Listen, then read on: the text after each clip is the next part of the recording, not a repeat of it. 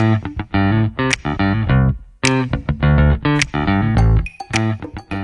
to the Deep Collaboration podcast. Today we have Hiten Shah from Nira in the podcast, who is a serial entrepreneur, has worked on many great companies, and who has great views on remote work.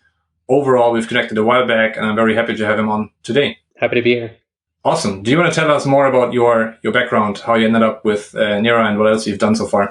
Yeah, so I built 3 different companies that reached some scale. One was Crazy Egg, which we launched back in 2005. It created a heat map for where people are clicking on a page. Today, my wife runs it. It's a team of less than 20 people, and it's self-funded, and it's been around that long. And it's a mostly self-service product where people can just sign up and use it online. We were one of the first companies to build these heat maps. You could say we pioneered that category. And then I started building a company called Kissmetrics back in 2008, 2009. That one also reached some level of success. There's lots of ups and downs. We actually raised money for that business. But one of the things that I end up doing accidentally, I think, but now I'm becoming more conscious of it, is finding opportunities where they're new, different, and right in terms of the products in the market. And so with my new one, Nira, we basically have figured out that this idea of having visibility as into who has access to documents and then being able to manage them is a really big problem, and it isn't solved yet. And so we built an interface that lets you see, even if you have millions and millions of documents in your Google Workspace, you can find all the risks. You can even drill down to an individual document, groups of documents really fast. And these IT people, compliance people, security people, even legal teams have a lot of trouble when they need to manage access because of some incident, or because they're trying to make sure they're cleaning up things because they're about to go public, or they're just in general trying to make sure that the risk of information leaking is greatly reduced. So that's my new company, Nira. And we just kind of rebranded the company on June 1st, so a few weeks ago now, and are just kind of going after kind of this problem and customers for solving this problem. Before that, we had built an enterprise search tool, which we pivoted from to this once we realized that IT teams should be our customers first before we start pursuing other opportunities.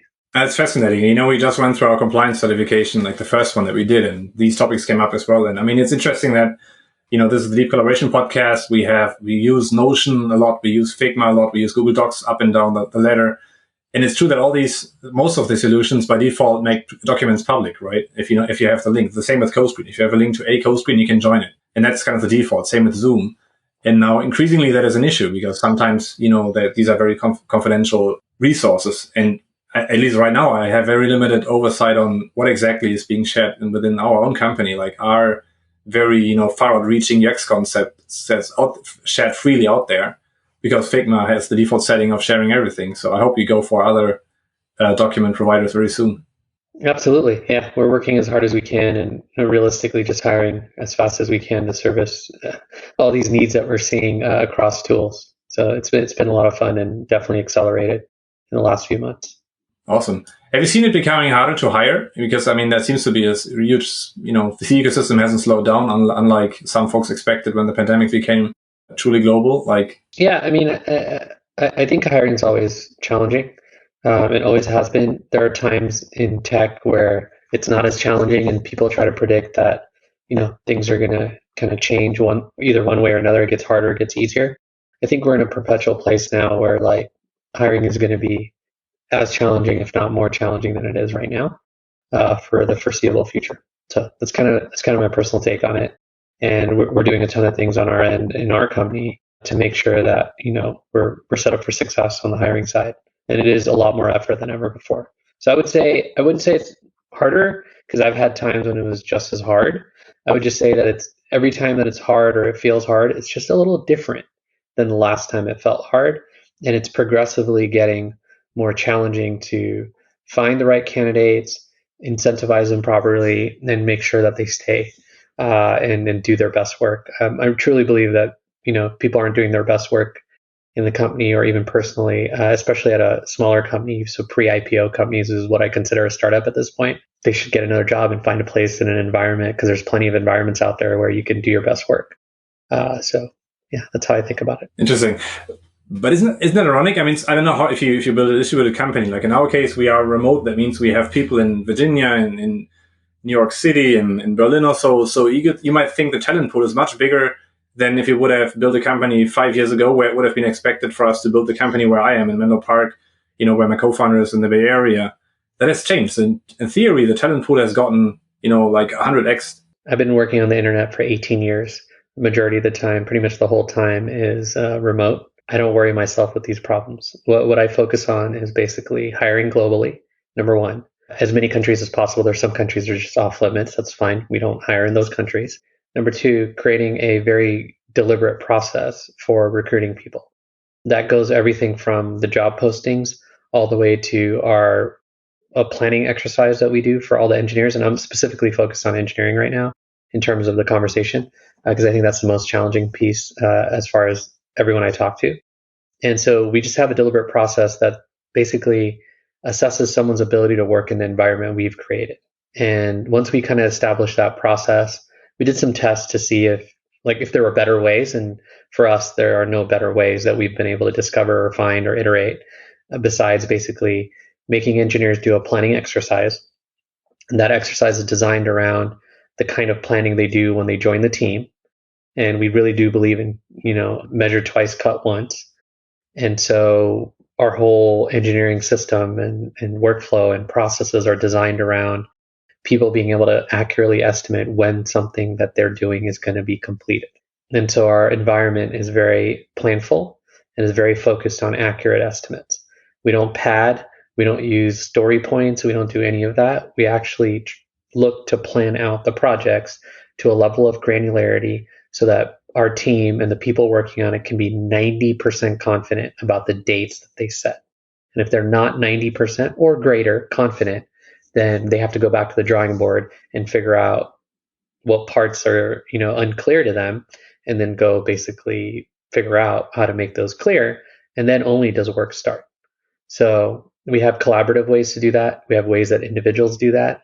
And the way that we kind of recruit has everything to do with assessing a candidate's ability to work in that environment. That's fascinating. That means you have a huge head start compared to many companies that suddenly found themselves to be distributed like you were over a long time. So we've never had a choice. I'm not one of the zealots or whatever you want to call it that's like, hey, remote work is so awesome and everyone should do it, although everyone's doing it or had to have done it. And so the future is looking very interesting. I think we definitely had a much lighter competition when it came to the talent pool that all of a sudden overnight basically completely flipped upside down. And so we had to double down on what I described to you in order to make sure that we're able to find people who can work in the environment we've created successfully. And more importantly, they're opting into it. And that's what I see with these recruiting processes, especially with remote, where people are taking their old approach and, trying to do the multiple interviews and group interviews and all these other things. When really all you're trying to do is assess somebody's ability to work in the environment that you've created. And that's the main thing. And then the culture comes layered on for us as to, is this person culture fit or not? That's also the funny thing about a remote environment where culture fit is very different. It's not something where you can go walk in an office and understand the culture right away. So you have to have handbooks and an ability to basically design a company, organizational design, workflow, processes, how shit gets done. It's just very different in a remote environment if you want to keep everybody engaged, happy, and what I really aspire to for everyone on the team doing their best work. And you just mentioned planning and what you said earlier. Is planning the key thing? I mean, is planning for you key? On engineering? Okay. Yeah, absolutely. Why is planning a good measure of engineering excellence? Like if someone is a good engineer in terms of writing code or solving a problem. I didn't say it's a measure of engineering excellence. Okay, got it. Okay, so that wouldn't be accurate. I wouldn't call it that. I'm not on our teams. We don't care about engineering excellence. That's not very important to us. What's important to us is that someone who's coming into the role is eyes wide open in how we do things, and more importantly than even that, they've had a way to be exposed to it.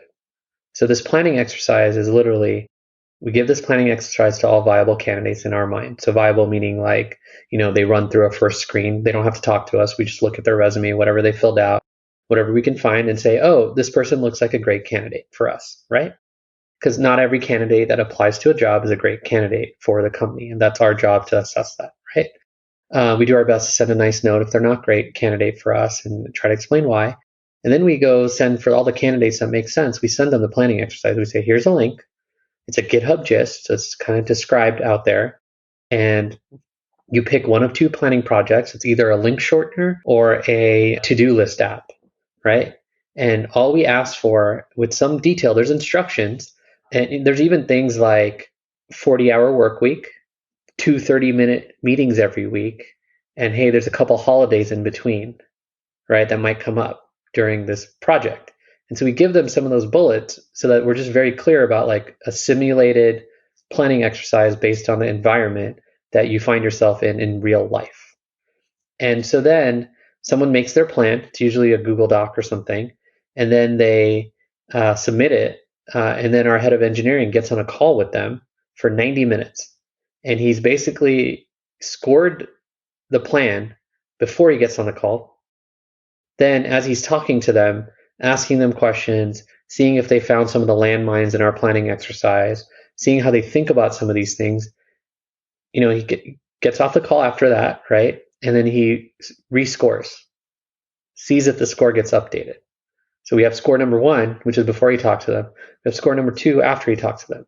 And he's assessing them on all the things you'd expect someone who is an engineering manager, engineering leader to assess them on.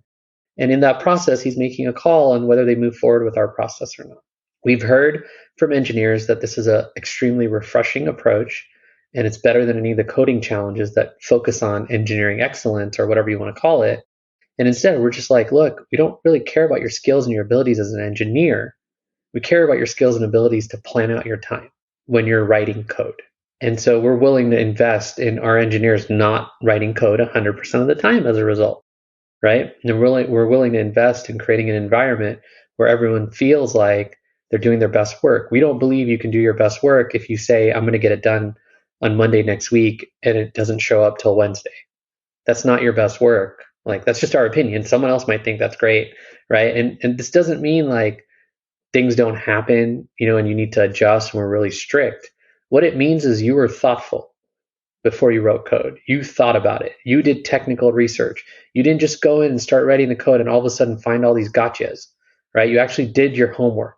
And I think when it comes to engineering, in order to deal with things like tech debt and spaghetti code and all these things that end up happening, even when you don't want them to happen, even when you're vigilant, if you're planning, you're actually being more vigilant than most companies that are out there, and you're going to be in that environment when you work with us. So I think we put a lot of emphasis on culture.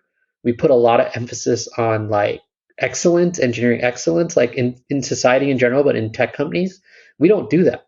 We just want someone who can literally say, I'm going to get it done on this date. And they get it done on that date, not by working 24 hours a day, not by pulling all-nighters, but just by having great planning.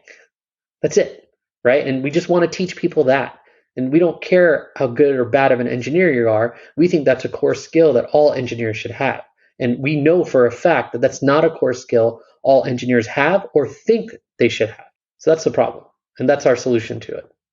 Interesting. Have you made this available like publicly, like the questions? I've talked about it in a few different podcasts, but we haven't had we're hiring like crazy right now. We're trying to double or triple our engineering team. And like, I can talk about it right now because I have the time, but like our head of engineering is heads down, working extremely hard at building out our engineering team and dealing with these things and iterating the process. We've even found ways to get like hundreds and hundreds of candidates every month because of the effort that he's put into some of the systems we've been creating without having recruiters or folks like that. Not that there's anything wrong with recruiters. I think recruiters are not necessarily used to our process. And so it's been a challenge for us to hire recruiters as well. So we're basically just building these processes internally now and creating recruiters, so to speak, internally. Maybe that's another startup idea, just in case Nira doesn't work out. Maybe that's the next big thing, recruiting, like the perfect engineering recruiting process or so. I think you have to really have an environment that maps to this kind of process. And if you don't have that environment, which most companies don't, then you'll fail. Like these people will fail in your company, right? If they got through, but in our company, they're not just succeeding; they're like thriving in the environment that we've created. Yeah. And I think you mentioned this, like the constraint was 40-hour work week and 2 30-minute meetings. Is that the real life of an engineer at Nira? We get as close to that as possible. Yeah, we don't really count the hours somebody works. We definitely don't count that, so that's not like a big deal. But for a planning exercise, it's important to account for that. And there's also things like we give at least 20% of time for maintenance of things or bugs and things that come up. So when our head of engineering is actually planning, he's counting everyone at about 32 hours a week when he really needs to do it. But like we really believe in the planning. We really believe in people knowing how many hours or minutes or 15-minute blocks or whatever the exercise is that it's going to take to build something out. We just believe in those things, and so that's kind of the way we think about hiring and recruiting and managing the team. We also really believe in less meetings, not more meetings. So the 2 30-minute meetings is a good example of how we think about meetings. That means the fewer the better. And how do you, that means also pair programming is nothing you use? Is it more async working? Majority of the work we do is async. If we start seeing a lot of synchronous work happening, it means something's broken at the new scale that we reach, and we do our best to push back to async and rebuild systems or retune things. A lot of times as a company scales, async becomes sync in a remote company. And this is like in the weeds. If you haven't seen it, you're not going to understand how this works. But like as more people come on, they start pinging other people and they start pinging other people for help, which is all great. It's fine and dandy. Like there's no, like, it's a natural human thing, right? To ask for help. But what happens is then it turns into a sync culture really quickly. And that can happen at any stage, at any scale, especially as you like double the engineering team and double it again, et cetera. And so we do our best to like be aware of sync time and make sure that as much as we can, we iterate our processes so that whatever's broken or not working, or if someone just, needs some guidance on like how to approach these things, we're giving them the guidance they need so that we can maintain our culture of async as much as possible. Got it. And that means you don't have any restrictions with regards to time zone. You can hire people around the world because it's mostly async. That's right. It makes the flexibility of time zones a lot different than in environments where time zone is like the big consideration. Yeah. Interesting.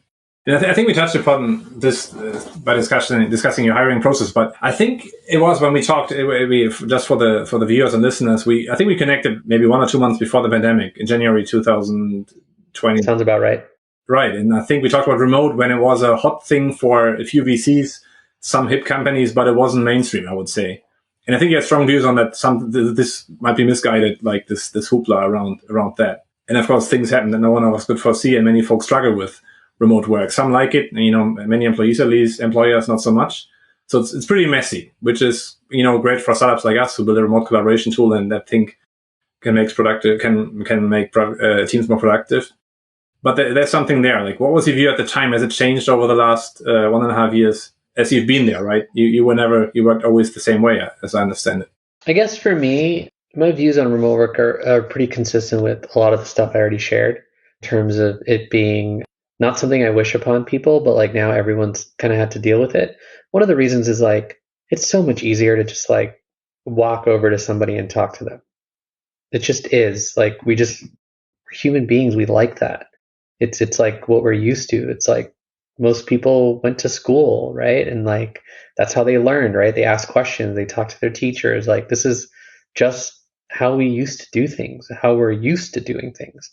A lot of people are dealing with things like Zoom fatigue because they feel the need to keep the video on, right? And a whole bunch of those kind of things. So like, yeah, my take is it's got advantages that are very clear, that are about you can hire from anywhere.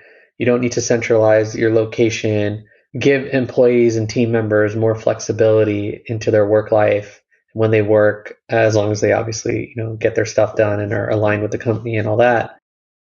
But ultimately, like, it's hard. It's legitimately hard to have a highly efficient remote team and get as much done, if not more, than what you would get done in an office, because that self-discipline employees need to have or team members need to have, that idea of not feeling lonely because you can't just go hang out with people, right, for coffee or for lunch. You're not seeing human beings, you're seeing screens a lot more. We already see screens because we're in tech, right? And that's like majority of our jobs. So, I can come up with all the reasons that like no company should go remote just as easily as I can come up with all the reasons a company should go remote. So to me, like, I think there's just an inevitability that we're going to have hybrid workplaces, we're going to have remote teams. And that's how people want to do things. They want the flexibility that remote work, working from home, all that comes with.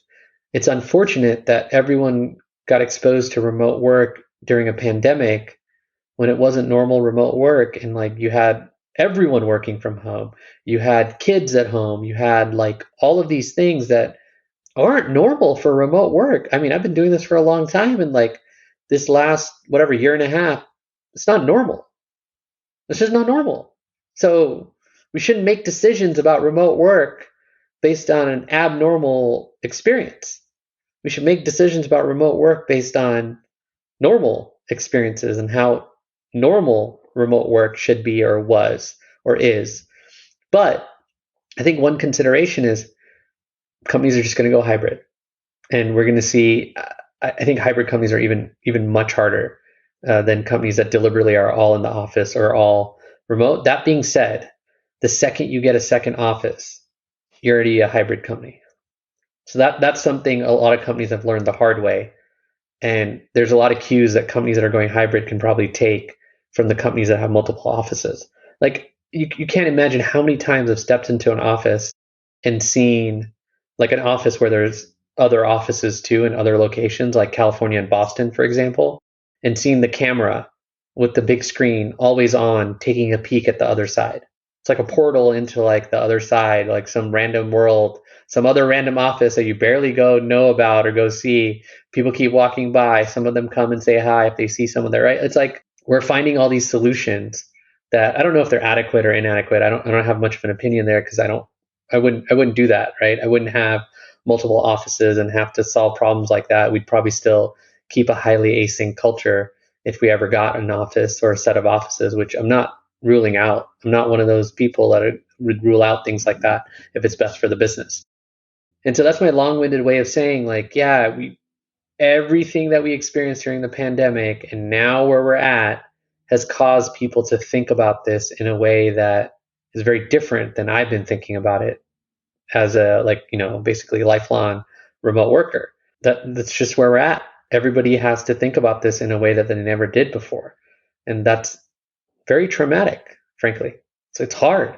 No, I agree. And I think you can see there are studies which show like burnout and so on hasn't really improved. Like folks work more, longer hours, even though they have no commute anymore. Many of them suffer, especially certain folks like who are very extroverted to benefit from personal connections. They really struggle in the way remote was set up in the pandemic. And we'll see what's going to happen.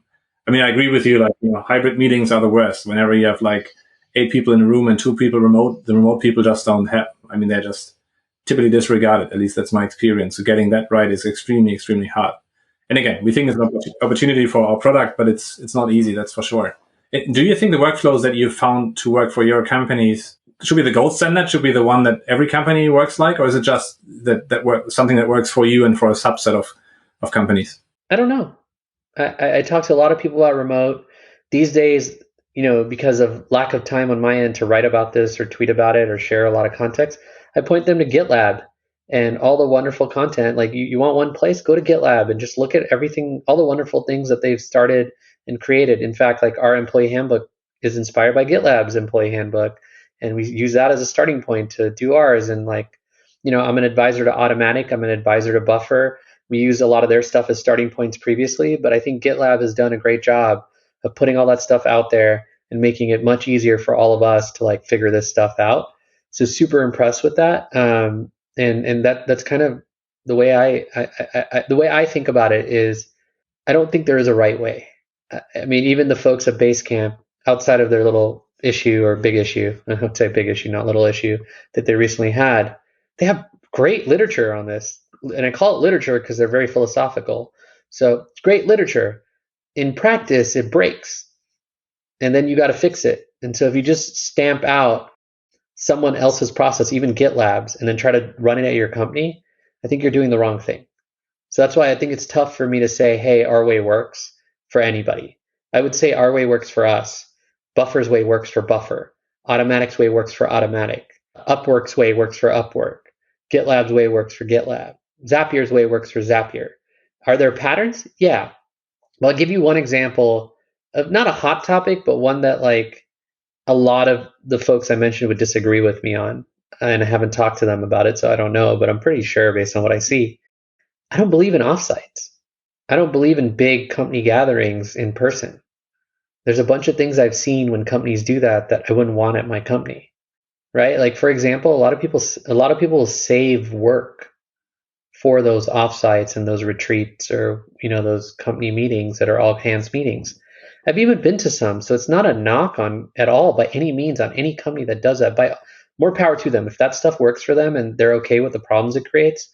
I think the lack of awareness of the problems things like that create are very interesting, because the way I look at it is the main reason I'm excited about remote work, the main reason that I spend a lot of time focusing on this internally is simply because I think that when you're in school, you're told when to show up, when to go to each class, when to eat lunch, when to go to the playground, and when to leave. When you're in an office, it's exactly the same. When you're in a remote environment, it's exactly the opposite.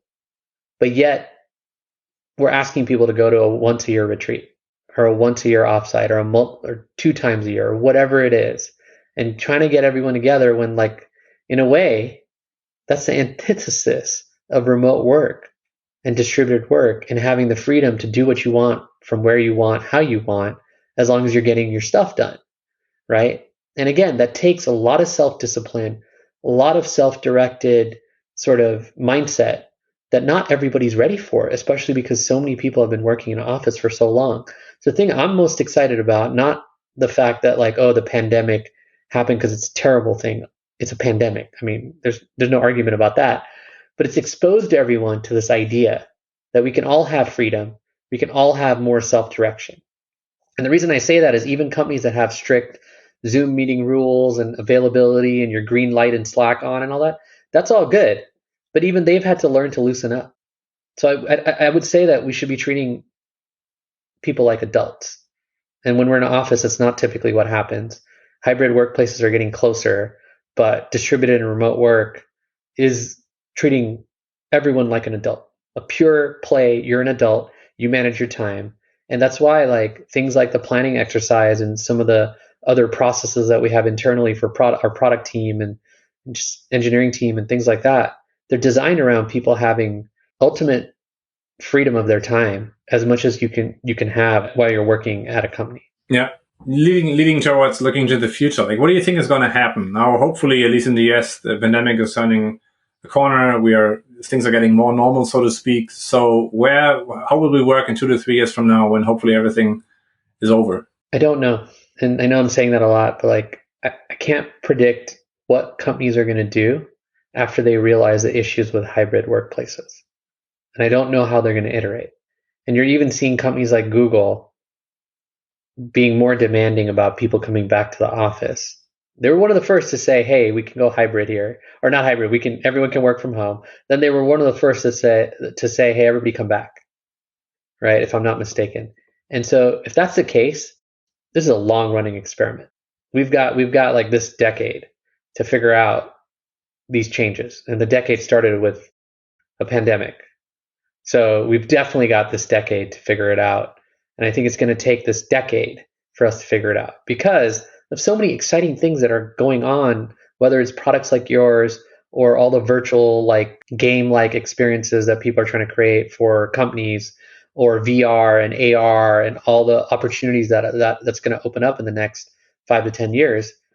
We were already headed there.